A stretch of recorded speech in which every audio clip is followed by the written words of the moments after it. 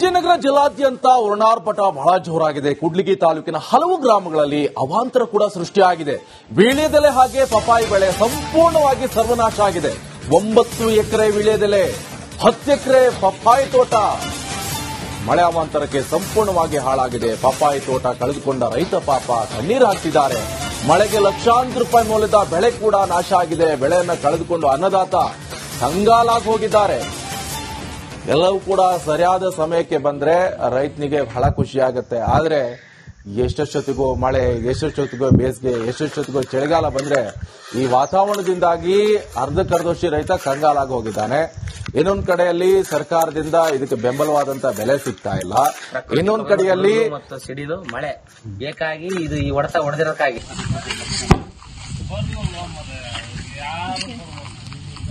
ಈ ವರ್ಷ ಎಲ್ಲ ಹೊಲದಾಗ ಅದು ಇದು ಜೋಳ ಹಾಕಿದ್ವಿ, ಮೆಕ್ಕೆಜೋಳ ಹಾಕಿದ್ವಿ, ಈಗ ಒಂದೊಂದು ಬೆಳೆ ಹಾಕಿದ್ವಿ. ಇದರಲ್ಲಿ ಇದಾಗಲ್ಲ ಅಂತೇಳಿ ಈ ವರ್ಷ ಫಸ್ಟ್ ಟೈಮ್ ನೋಡೋಣ ಅಂತೇಳಿ ಪಪ್ಪಾಯಿ ಹಾಕಿದ್ವಿ.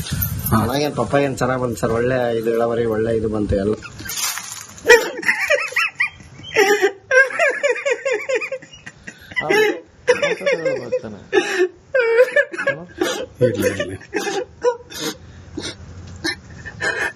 ಹೇಳ್ರಿ ಬೀಜ ಗೊಬ್ಬರ ಎಲ್ಲ ತಂದು ಇಷ್ಟೆಲ್ಲ ಕಷ್ಟಪಟ್ಟು ಸಾಲ ಸಂಬಂಧ ತೀರ್ಸಿನಂತ ಹೇಳಿ ಇಷ್ಟೆಲ್ಲ ಮಾಡಿದೀವಿ ಸರ್. ಇದು ಮಳೆರಾಯ ಬಂದು ಇನ್ನೊಂದು 8 ದಿನದಾಗ ಕಟಾವಾಗಬೇಕು ಅಂತದ್ದು ಇಂಥ ಪರಿಸ್ಥಿತಿ ದೇವರು ನಮಗೆ ಕೊಟ್ಟಾನೆ.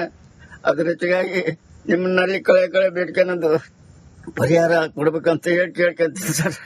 ಎಷ್ಟು ಎಕರೆ ಹಾಕಿದ್ರಿ ಯಜಮಾನ್? 3 ಎಕರೆ ಸರ್. ಇದು 3 ಎಕರೆ ಎಲ್ಲ ಎಷ್ಟು ಟನ್ ಆಗ್ಬೋದಾಗಿತ್ತು? ಇದು 5 ಟನ್ ಸರ್. 500 ಟನ್. ಒಂದು 500 ಟನ್ ಆಗುತ್ತೆ. 500 ಟನ್ ಸರ್. ಒಂದು ಸಸಿಯಲ್ಲಿ ಎಷ್ಟು ಕೆಜಿ ಬರ್ಬೋದ್ರಿ? ಮೀನು 1.5 ಕ್ವಿಂಟಲ್ 2 ಕ್ವಿಂಟಲ್ ಐತೆ ಸರ್ ಒಂದು ಸಸಿಗೆ. ಒಂದು ಸಸಿಗೆ ಅಷ್ಟು ಕುಂತಿದೆ. ಹೌದು ಸರ್. ಅಷ್ಟು ಫಲ ಬರಂಗ ನೀವು ಎಲ್ಲ ಖರ್ಚು ಮಾಡಿದಿರಿ? ಮಾಡಿದ್ರಿ ಸರ್. ಎಷ್ಟು ಖರ್ಚು ಮಾಡಿದಿರಿ ಯಜಮಾನ್? ಇದಕ್ಕೆ 5 ಲಕ್ಷ. ವಿಜಯನಗರ ಜಿಲ್ಲಾದ್ಯಂತ ವರ್ಣಾರ್ಪಟ ಬಹಳ ಜೋರಾಗಿದೆ. ಕೂಡ್ಲಿಗಿ ತಾಲೂಕಿನ ಹಲವು ಗ್ರಾಮಗಳಲ್ಲಿ ಅವಾಂತರ ಕೂಡ ಸೃಷ್ಟಿಯಾಗಿದೆ. ವೀಳ್ಯದೆಲೆ ಹಾಗೆ ಪಪಾಯಿ ಬೆಳೆ ಸಂಪೂರ್ಣವಾಗಿ ಸರ್ವನಾಶ ಆಗಿದೆ.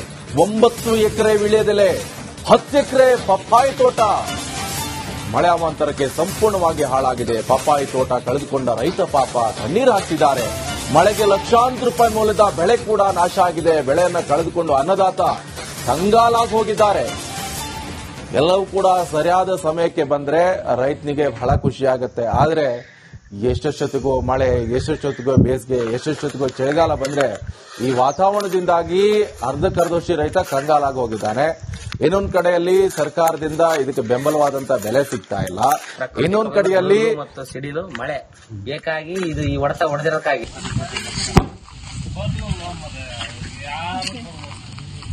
ಈ ವರ್ಷ ಎಲ್ಲ ಹೊಲದಾಗ ಅದು ಇದು ಜೋಳ ಹಾಕಿದ್ವಿ, ಮೆಕ್ಕೆಜೋಳ ಹಾಕಿದ್ವಿ, ಈಗ ಒಂದೊಂದು ಬೆಳೆ ಹಾಕಿದ್ವಿ. ಇದರಲ್ಲಿ ಇದಾಗಲ್ಲ ಅಂತೇಳಿ ಈ ವರ್ಷ ಫಸ್ಟ್ ಟೈಮ್ ನೋಡೋಣ ಅಂತೇಳಿ ಪಪ್ಪಾಯಿ ಹಾಕಿದ್ವಿ.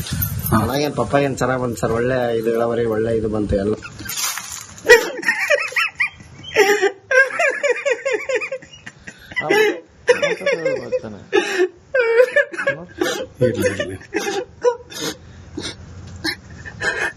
ಹೇಳ್ರಿ ಬೀಜ ಗೊಬ್ಬರ ಎಲ್ಲ ತಂದು ಇಷ್ಟೆಲ್ಲ ಕಷ್ಟಪಟ್ಟು ಸಾಲ ಸಂಬಂಧ ತೀರ್ಸಿನಂತ ಹೇಳಿ ಇಷ್ಟೆಲ್ಲ ಮಾಡಿದೀವಿ ಸರ್. ಇದು ಮಳೆರಾಯ ಬಂದು ಇನ್ನೊಂದು 8 ದಿನದಾಗ ಕಟಾವಾಗಬೇಕು ಅಂತದ್ದು ಇಂಥ ಪರಿಸ್ಥಿತಿ ದೇವರು ನಮಗೆ ಕೊಟ್ಟಾನೆ. ಅದ್ರ ಜೊತೆಗಾಗಿ ನಿಮ್ಮನ್ನಲ್ಲಿ ಕಳೆ ಬೇಡ್ಕೊಳೋದು ಪರಿಹಾರ ಕೊಡ್ಬೇಕಂತ ಹೇಳಿ ಕೇಳ್ಕೊಂತೀನಿ ಸರ್. ಎಷ್ಟು ಎಕರೆ ಹಾಕಿದ್ರಿ ಯಜಮಾನ್? 3 ಎಕರೆ ಸರ್. ಇದು 3 ಎಕರೆ ಎಲ್ಲ ಎಷ್ಟು ಟನ್ ಆಗ್ಬೋದಾಗಿತ್ತು? ಇದು 5 ಟನ್ ಸರ್. 500 ಟನ್. ಒಂದು 500 ಟನ್ ಆಗುತ್ತೆ. 500 ಟನ್ ಸರ್. ಒಂದು ಸಸಿಯಲ್ಲಿ ಎಷ್ಟು ಕೆಜಿ ಬರ್ಬೋದ್ರಿ?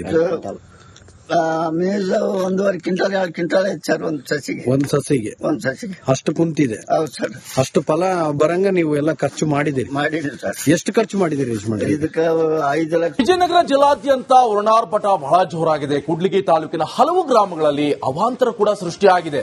ವೀಳ್ಯದೆಲೆ ಹಾಗೆ ಪಪಾಯಿ ಬೆಳೆ ಸಂಪೂರ್ಣವಾಗಿ ಸರ್ವನಾಶ ಆಗಿದೆ. 9 ಎಕರೆ ವೀಳ್ಯದೆಲೆ, 10 ಎಕರೆ ಪಪ್ಪಾಯಿ ತೋಟ ಮಳೆ ಅವಾಂತರಕ್ಕೆ ಸಂಪೂರ್ಣವಾಗಿ ಹಾಳಾಗಿದೆ. ಪಪ್ಪಾಯಿ ತೋಟ ಕಳೆದುಕೊಂಡ ರೈತ ಪಾಪ ಕಣ್ಣೀರು ಹಾಕ್ತಿದ್ದಾರೆ. ಮಳೆಗೆ ಲಕ್ಷಾಂತರ ರೂಪಾಯಿ ಮೌಲ್ಯದ ಬೆಳೆ ಕೂಡ ನಾಶ ಆಗಿದೆ. ಬೆಳೆಯನ್ನ ಕಳೆದುಕೊಂಡು ಅನ್ನದಾತ ಕಂಗಾಲಾಗಿ ಹೋಗಿದ್ದಾರೆ. ಎಲ್ಲವೂ ಕೂಡ ಸರಿಯಾದ ಸಮಯಕ್ಕೆ ಬಂದ್ರೆ ರೈತನಿಗೆ ಬಹಳ ಖುಷಿ ಆಗುತ್ತೆ. ಆದ್ರೆ ಎಷ್ಟೆಷ್ಟೊತ್ತಿಗೂ ಮಳೆ, ಎಷ್ಟೆಷ್ಟೊತ್ತಿಗೂ ಬೇಸಿಗೆ, ಎಷ್ಟೆಷ್ಟೊತ್ತಿಗೂ ಚಳಿಗಾಲ ಬಂದ್ರೆ ಈ ವಾತಾವರಣದಿಂದಾಗಿ ಅರ್ಧಕ್ಕರ್ಧೋಶಿ ರೈತ ಕಂಗಾಲಾಗಿ ಹೋಗಿದ್ದಾನೆ. ಇನ್ನೊಂದ್ ಕಡೆಯಲ್ಲಿ ಸರ್ಕಾರದಿಂದ ಇದಕ್ಕೆ ಬೆಂಬಲವಾದಂತ ಬೆಲೆ ಸಿಗ್ತಾ ಇಲ್ಲ. ಇನ್ನೊಂದ್ ಕಡೆಯಲ್ಲಿ ಮತ್ತು ಸಿಡಿಲು ಮಳೆ ಬೇಕಾಗಿ ಇದು ಈ ಹೊಡೆತ ಹೊಡೆದಿರೋಕ್ಕಾಗಿ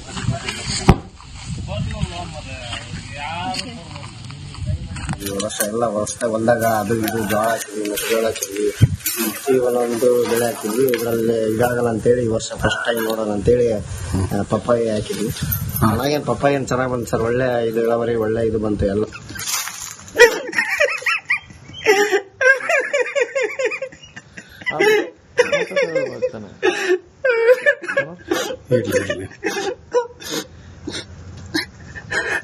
ಹೇಳ್ರಿ ಬೀಜ ಗೊಬ್ಬರ ಎಲ್ಲ ತಂದು ಇಷ್ಟೆಲ್ಲ ಕಷ್ಟಪಟ್ಟು ಸಾಲ ಸಂಬಂಧ ತೀರ್ಸಿನಂತ ಹೇಳಿ ಇಷ್ಟೆಲ್ಲ ಮಾಡಿದೀವಿ ಸರ್. ಇದು ಮಳೆರಾಯ ಬಂದು ಇನ್ನೊಂದ್ 8 ದಿನದಾಗ ಕಟಾವಾಗ್ಬೇಕು ಅಂತದ್ದು ಇಂತ ಪರಿಸ್ಥಿತಿ ದೇವ್ರ ನಮಗೆ ಕೊಟ್ಟಾನ.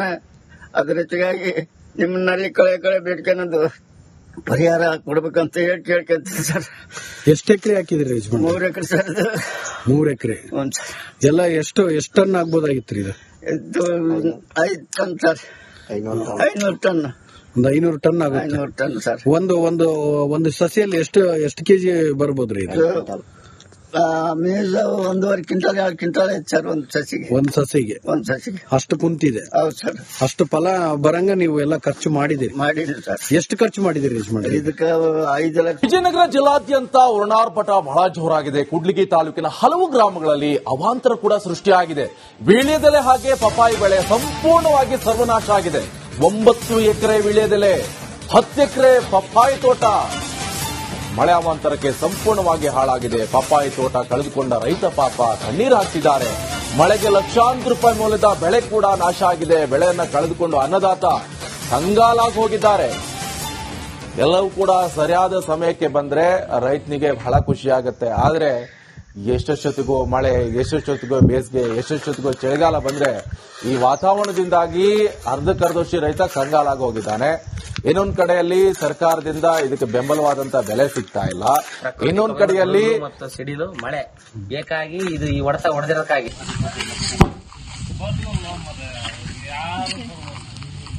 ಈ ವರ್ಷ ಎಲ್ಲ ವರ್ಷ ಹೊಲ್ದಾಗ ಅದು ಇದು ಜೋಳ ಹಾಕಿದ್ವಿ, ಮೆಕ್ಕೆಜೋಳ ಹಾಕಿದ್ವಿ, ಒಂದೊಂದು ಬೆಳೆ ಹಾಕಿದ್ವಿ. ಇದರಲ್ಲಿ ಇದಾಗಲ್ಲ ಅಂತೇಳಿ ಈ ವರ್ಷ ಫಸ್ಟ್ ಟೈಮ್ ನೋಡೋಣ ಅಂತೇಳಿ ಪಪ್ಪಾಯಿ ಹಾಕಿದ್ವಿ. ಹಾಗೇನು ಪಪ್ಪಾಯಿ ಏನು ಚೆನ್ನಾಗಿ ಬಂತು ಸರ್, ಒಳ್ಳೆ ಇದು ಇಳುವರಿ, ಒಳ್ಳೆ ಇದು ಬಂತು ಎಲ್ಲ.